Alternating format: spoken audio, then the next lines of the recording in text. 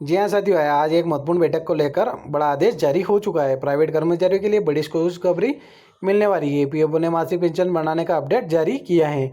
EPFO pension increase को लेकर बड़ा आदेश जारी। नई ब्रेकिंग न्यूज़, प्राइवेट कर्मचारियों की मासिक पेंशन बढ़ाने का अपडेट जारी कर दिया है। तो पूरी जानकारी विस्तार से जान लेते हैं। आपसे निवेदन है, वीडियो को लास्ट तक जरूर देखिएगा ताकि सारी जानकारी आपको स्पष्ट रूप से समझ में आ सके। निजी क्षेत्र में काम करने वाले करोड़ों कर्मचारियों और पेंशनधारकों के लिए नए साल की शुरुआत में एक बड़ी खुशखबरी सामने आई है। कर्मचारी भविष्य निधि संगठन यानी ईपीएफओ की ओर से पेंशन बढ़ोतरी को लेकर गंभीर विचार विमर्श चल रहा है। बढ़ती महंगाई और जीवन यापन की लागत को देखते हुए मौजूदा पेंशन राशि को अपर्याप्त माना जा रहा है। पेंशनधारक संगठन और कर्मचारी यूनियन ने लगातार न्यूनतम पेंशन बढ़ाने की मांग कर रहे हैं। फिलहाल कर्मचारी पेंशन योजना के तहत न्यूनतम पेंशन सिर्फ 1,000 रुपये प्रति माह, जिसे साल 2014 में तय किया गया था, और पिछले 10 सालों में इसमें कोई बदलाव नहीं हुआ है। ईपीएफओ पेंशन बढ़ोतरी में क्या बदलाव हुआ है? सरकारी सूत्रों और मीडिया रिपोर्ट्स के मुताबिक ईपीएफओ और पेंशन योजना में अहम बदलाव की तैयारी चल रही है। वर्तमान में पेंशन की गणना अधिकतम 15,000 रुपये की मासिक पेंशन सीमा पर होती है, लेकिन अब इस सीमा को बढ़ाकर 25,000 रुपये किए जाने पर विचार हो रहा है। इस बदलाव से उन कर्मचारियों का सबसे ज़्यादा फायदा होगा जिन्होंने लंबी अवधि तक सेवा दी है और अच्छा वेतन पाते रहे हैं। साथ ही न्यूनतम पेंशन राशि को भी बढ़ाने की मांग जोर पकड़ रही है, क्योंकि 1,000 रुपये की पेंशन से बुजुर्गों का गुजारा करना बेहद मुश्किल हो गया है। ईपीएफओ पेंशन बढ़ोतरी से जुड़ी मुख्य बातें।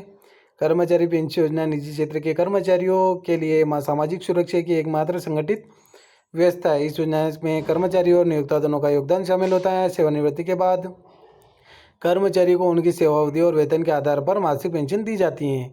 पिछले 10 वर्षों में महंगाई कई गुना बढ़ चुकी है, लेकिन पेंशन राशि में कोई इजाफा नहीं हुआ है। दवाइयाँ, चिकित्सा सेवाएं और दैनिक जरूरतों लगातार महंगाई हो रही है। ऐसे में मौजूदा पेंशन व्यवस्था बुजुर्गों के लिए काफ़ी नहीं है।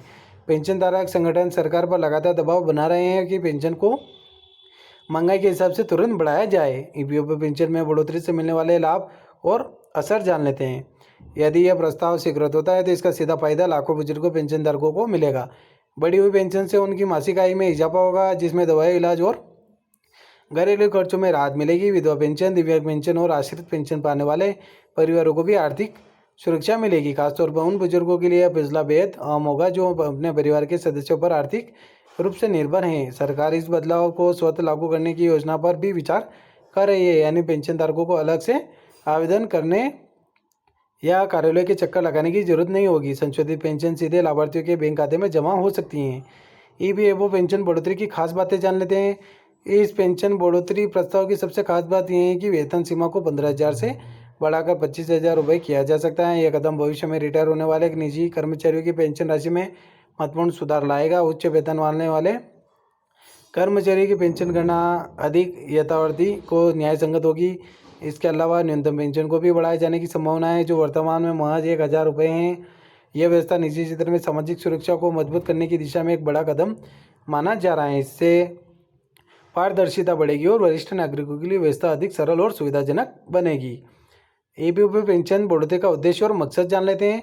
इस पेंशन बढ़ोतरी का मुख्य उद्देश्य निजी क्षेत्र के सेवानिवृत्त कर्मचारियों को सम्मानजनक और गरिमापूर्ण जीवन प्रदान करना है। महंगाई के बढ़ते स्तर को देखते हुए पेंशन को व्यवहारिक बनाना और बुजुर्गों की आर्थिक निर्भरता को कम करना सरकार का मुख्य मकसद है।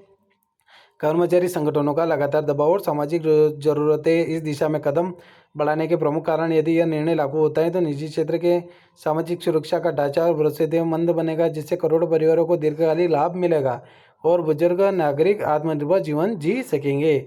तो आशा करता हूँ वीडियो पूरा अच्छा लगा होगा। एक बार फिर से आपसे निवेदन है कि आपने अभी तक हमारे चैनल को सब्सक्राइब नहीं किया, प्लीज़ चैनल को सब्सक्राइब जरूर कर लेना। मिलते हैं नेक्स्ट वीडियो में। जय हिंद, जय भारत।